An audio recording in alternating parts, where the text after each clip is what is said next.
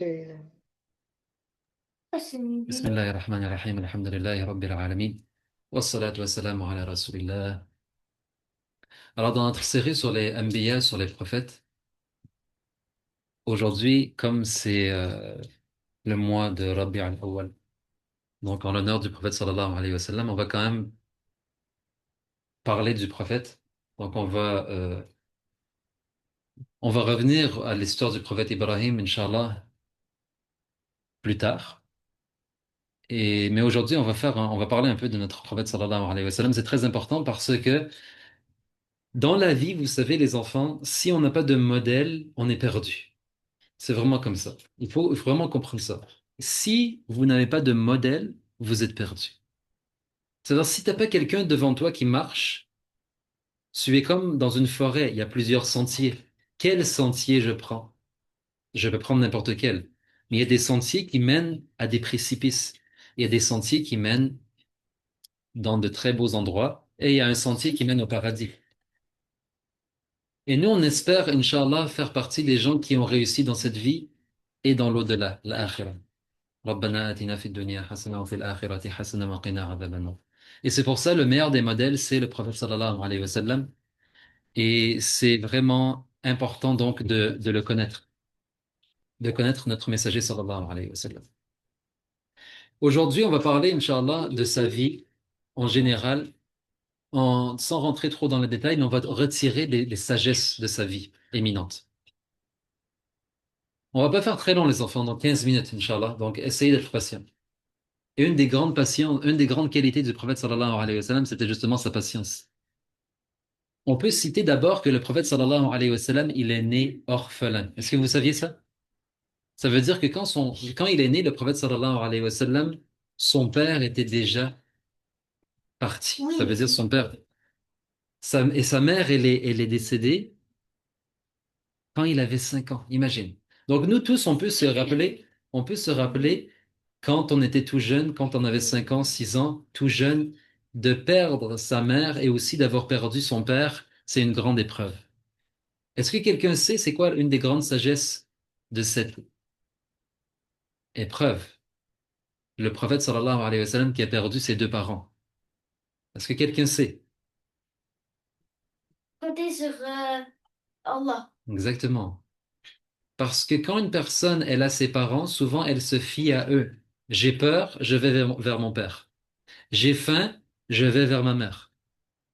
Oh, merci. Merci. Demain. Eh bien, le prophète sallallahu alayhi wa sallam, il avait perdu son père, il a perdu sa mère, mais il savait dans son cœur que Allah est son créateur et que Allah, il le protège et Allah, il veille sur lui et c'est Allah qui le nourrit et c'est Allah qui le fait grandir et c'est Allah qui le guide.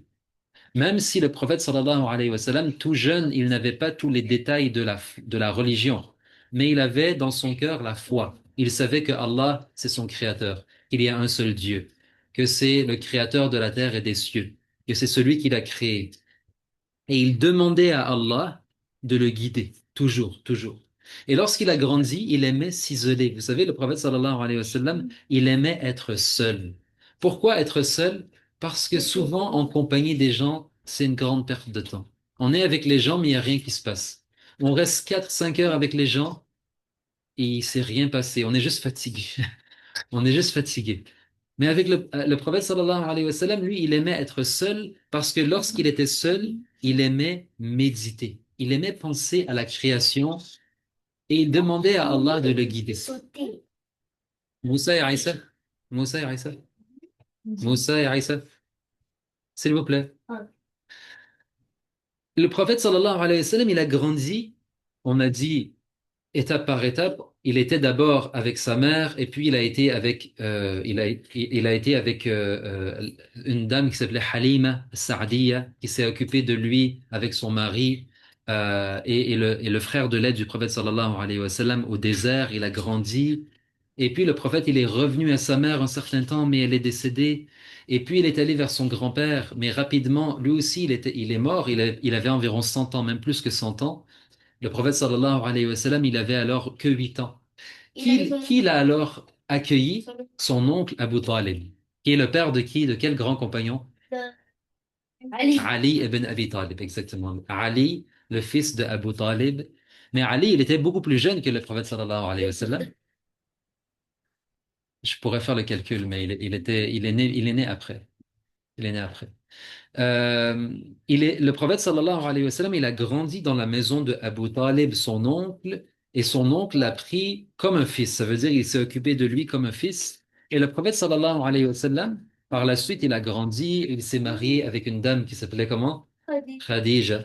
Khadija. À quel âge il s'est marié, le prophète sallallahu alayhi wa sallam? Oui. 25, oui. Oui. Ça veut dire que Ali, c'était comme le frère du prophète? On dit que c'était son gendre parce que le prophète sallallahu alayhi wa sallam, il a marié sa fille Fatima. Et Oui, mais ils étaient... oui, mais c'est juste que le prophète, il était quand même plus âgé que lui. Donc, c'est pas comme s'ils ont grandi la même âge. Oui, Le prophète s'est marié avec Aïcha. aussi avec Aïcha, mais plus tard. La première de ces femmes, qui était aussi la mère de ses enfants, c'est elle qui a été la mère de ses enfants. C'est Khadija. Et la première... Ah oui, mais ça veut dire qu'ils se sont disputés? Non, c'est que Khadija, elle est décédée, elle est morte. Quand le prophète sallallahu alayhi wa sallam, il avait 50 ans, il a perdu sa femme, Khadija, et c'est par la suite qu'il s'est remarié avec, entre autres, Aïcha. Et donc, on dit, maintenant, j'aimerais bien qu'on comprenne que la vie du prophète sallallahu alayhi wa sallam, c'était ça, c'était une vie de contemplation. Vous savez, le prophète, il aimait s'isoler pour méditer. Et souvent, nous, dans notre vie, on fait le contraire. On essaie d'être le plus souvent possible avec les gens. Et moi, je vous parle pour vous, les enfants, de cultiver ça. Ça veut dire quoi? Essayez d'être comme le prophète, d'aimer le silence, d'aimer d'être immobile dans la contemplation, de regarder la création et de vous poser des questions et de demander à Allah d'être guidé. Imaginez le prophète sallallahu alayhi wa sallam, il demandait d'être guidé, toujours, toujours. Et Allah, bien sûr, il l'a guidé. Et nous, est-ce qu'on demande d'être guidé? Pas assez. Oui, Marie? Les amis du prophète Mohammed, ils ont été morts. Eh C'est bien, pas eh pour... bien, justement, le prophète sallallahu alayhi wa sallam, si vous remarquez que les épreuves dans la vie, le prophète, il a eu une part de chaque épreuve. On a dit, par exemple, d'être orphelin, d'avoir perdu ses parents. Le prophète, sallallahu alayhi wa sallam, il a perdu aussi beaucoup de ses enfants alors qu'ils étaient tout jeunes. Il a perdu ses garçons et plus tard, il a perdu ses filles. La seule qui est restée vivante, c'est qui? Fatima az-Zahra. La seule qui a survécu au prophète, sallallahu alayhi wa sallam.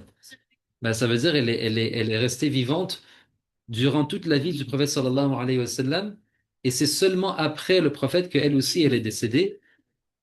À 27 ans. Elle avait moins que 30 ans, subhanallah.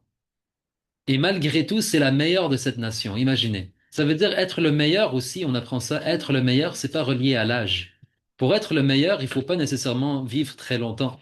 Non, il faut faire le bien et être dans son cœur et par sa langue, avec Allah, par le dhikr, en tout temps. C'est comme ça qu'on devient le meilleur. C'est en étant conscient. Eh bien, parce que c'est une épreuve d'Allah. Et il faut savoir que il y a des gens à l'époque du prophète sallallahu alayhi wa sallam, comme son grand-père, ils ont vécu jusqu'à 100 ans et plus. Il y a des gens aussi qui sont morts très très jeunes. Ça veut dire, il faut toujours se rappeler que la vie et la mort, ça appartient à Allah. C'est pas toujours, on peut pas toujours expliquer la mort. Je me rappelle même un cheikh, une fois, il disait, quand les gens meurent, vous savez, on demande toujours, la première chose que souvent que les gens demandent, c'est comment il est mort, comment? Ils veulent savoir est-ce qu'il a eu une crise cardiaque, est-ce qu'il a eu un ACV ou un AVC, ils veulent savoir est-ce qu'il est mort de vieillesse, comment il est mort, de quoi il est mort. Mais souvent, on ne prend pas assez conscience, il est mort. Yakfi, ça suffit, il est mort. Maintenant, moi, est-ce que je réalise ça? Il est mort, c'est tout. C'est pas si important de savoir comment il est mort. Pourquoi? Parce qu'on s'attache toujours aux causes. Allah l'a fait mourir pour une sagesse. Et moi aussi, il va me faire mourir. Est-ce que je suis prêt? Oui. Euh, euh, Mais alors, ça veut dire que le prophète, il a perdu toute sa famille, son grand-père, sa maman, son papa, son oncle, sa femme, ses enfants. Exactement. Le prophète sallallahu alayhi wa sallam, il a perdu aussi beaucoup de ses sahaba. Le prophète sallallahu alayhi wa sallam, il a aussi vécu la famine. Il a vécu le boycott.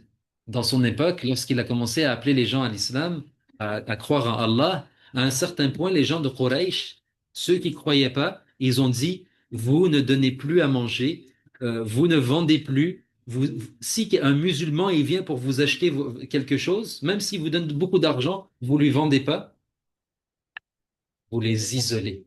Et alors les musulmans, ils ont été isolés dans un endroit de la Mecque et ils pouvaient plus acheter ni vendre, alors leur argent a diminué, ils avaient presque plus de nourriture et ils ont vécu ça pendant 3 ans, le boycott. Ils ont goûté la famine. Ils avaient tellement faim. Le prophète sallallahu non, ils ont mangé mais très peu. Bah, parce que c'était une époque où Allah il avait ordonné au prophète de patienter. C'était l'époque de la patience, il fallait patienter. Et c'était une Et les époque compagnons, c'est tous pourquoi on fait pas la guerre? il y avait beaucoup de compagnons qui disaient pourquoi on ne fait pas la guerre. Et le prophète sallallahu alayhi wa sallam, il leur disait patientez. C'est le temps de la patience. Et ça nous apprend quoi? Que la foi, al-iman, elle grandit dans la patience. Dans la patience. Et elle grandit aussi la foi, al-iman, dans le silence. Le prophète sallallahu alayhi wa sallam, il a découvert, ou plutôt, l'ange est venu à lui dans quel endroit? Dans la grotte de Hira lorsqu'il était seul. Après des années de méditation, après des années d'isolement, il s'isolait pour être seul, pour réfléchir au sens de la vie. Il voyait de loin les gens qui adoraient les statues et il disait non, ça c'est pas correct, ça c'est pas bien, il y a un seul Dieu. Et il voyait la création d'Allah. Et le prophète sallallahu alayhi wa sallam, il essayait toujours d'être toujours plus près d'Allah par le cœur et par les bonnes actions. Il était très généreux. Le prophète sallallahu alayhi wa sallam, il essayait toujours de faire le plus possible de bonnes actions, parce que la foi aussi, elle grandit en faisant le bien. Et nous, maintenant, c'est notre modèle. Le prophète sallallahu alayhi wa sallam, c'est notre modèle. Et notre prophète, il a cité deux façons d'être proche de lui au jour dernier. Bien sûr, plus que deux, mais parmi deux, ces deux-là sont vraiment très importantes. Il a dit, sallallahu alayhi wa sallam, les plus proches de moi au jour dernier, ceux qui pourront être près de moi. Parce que vous savez que lorsque les gens seront rassemblés, bien, il y aura des gens qui seront à droite et des gens qui seront à gauche. Et il y a aussi as-sabiqoun al-awwaloun, ulaika al-muqarraboun, les rapprochés, ceux qui ont fait vraiment les bonnes œuvres et ceux qui ont vraiment été des très bonnes personnes qui seront avec le messager sallallahu alayhi wa sallam. Le prophète, il a dit, ceux qui seront le plus près de moi au jour dernier, c'est ceux qui avaient quoi? Le meilleur des comportements. Le meilleur des comportements. Et il a dit aussi, ceux qui seront le plus près de moi au jour dernier, c'est ceux qui faisaient le plus de salat ala nabi. Allahumma salli ala sayyidina Muhammad wa ala alihi wa sahbihi wa sallam. Et c'est pour ça, tu vois des gens sur la terre, ils sont toute la journée, soit ils sont en train de faire une bonne action, nourrir les gens, nourrir leur famille, aider leur maman, mettre le sourire et la joie dans le cœur des gens. Ils font des bonnes actions, ils font la prière, ils essaient de donner de leur bien, ils essaient ils trouvent des moyens de faire le bien. Il n'y a pas toujours un seul moyen de faire le bien. Réfléchis, utilise ton intelligence. Comment est-ce que je peux faire du bien aujourd'hui? Il y a des millions de façons. Ils sont soit en train de faire le bien, d'avoir le bon comportement, ou ils sont quoi? En train de faire le dhikr. La ilaha illallah, astaghfirullah, subhanallah, Allahumma salli ala sayyidina Muhammad wa ala alihi wa sahbihi wa sallam. Et nous, dans ce mois de Rabi'ul Awwal, eh bien, ça peut être une façon pour nous aussi de quoi? De nous rapprocher du prophète sallallahu alayhi wa sallam. Comment? En essayant de collectionner les bons comportements, en essayant d'avoir les meilleurs comportements. Quand tu te lèves le matin, dis-toi, comment est-ce que ma journée va être? Qu'est-ce que je pourrais faire de bien pour Allah? Qu'est-ce que je pourrais faire de bien pour faire plaisir au prophète sallallahu alayhi wa sallam? Imagine que le prophète sallallahu alayhi wa sallam, il te voit dans chaque situation. ta vie va changer. Ta vie va changer. Et celui qui cherche le prophète sallallahu alayhi wa sallam à l'imiter et qui demande à Allah d'être guidé, c'est sûr et certain, Inch'Allah, il va être dans le chemin droit et il va aller au paradis. Il est sincère, il fait les bonnes actions, il va être guidé. Celui qui est sincère et qui demande à Allah d'être guidé, il va être guidé. Alors nous, on doit faire plus de dua. Allahumma salli ala sayyidina Muhammad wa ala alihi wa sahbihi wa sallam. Est-ce qu'il y a une question pour notre leçon d'aujourd'hui sur le prophète sallallahu alayhi wa sallam? T'as une question, Moussa? Euh, ouais. Euh, pourquoi on doit faire le prophète Mohammed? On doit quoi? Pourquoi on doit faire, pourquoi avant on faisait pas le, le Mohammed, le truc de Mohammed, quoi, hein? C'est quoi là, que tu parles? Tu parles de Salat al-Nabi? Enfin, euh, euh, pourquoi quand il y avait Ibrahim, pourquoi on Ah, faisait pas? d'accord. Parce que là, c'est le mois dans lequel le prophète sallallahu alayhi wa sallam, il est né. Alors, on va parler aujourd'hui et la semaine prochaine davantage du prophète sallallahu alayhi wa sallam. Mais pour, mais, euh, mais pourquoi c'est le meilleur des prophètes, Mohammed sallallahu alayhi wa sallam? Normal. Sallallahu alayhi wa sallam. C'est une bonne question, Louaï. Pourquoi le prophète Mohammed sallallahu alayhi wa sallam, c'est le meilleur des prophètes?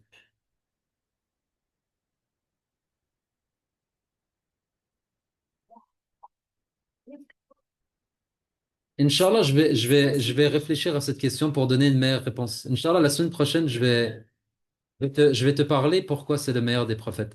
Mais nous, on a appris que c'est le meilleur des prophètes parce que c'est ce que le prophète lui-même, sallallahu alayhi wa sallam, il nous a dit que Allah, il a élevé tous les prophètes. Tous les prophètes, ils ont un très haut degré. Ouais, mais moi je pense parce que c'est le dernier des prophètes. Non, pas à cause de ça. D'accord. Inch'Allah, alors, il y a sûrement beaucoup de réponses qu'on pourrait donner. Et Inch'Allah, je vais réfléchir à cette très bonne question. Pourquoi le prophète Mohammed sallallahu alayhi wa sallam, c'est le meilleur des prophètes et des messagers? Barakallahu fikum. Merci d'avoir été avec nous et Inch'Allah, à très bientôt. Assalamu alaikum wa rahmatullah. Assalamu alaikum wa rahmatullah. Au revoir. Assalamu alaikum, grand-mère.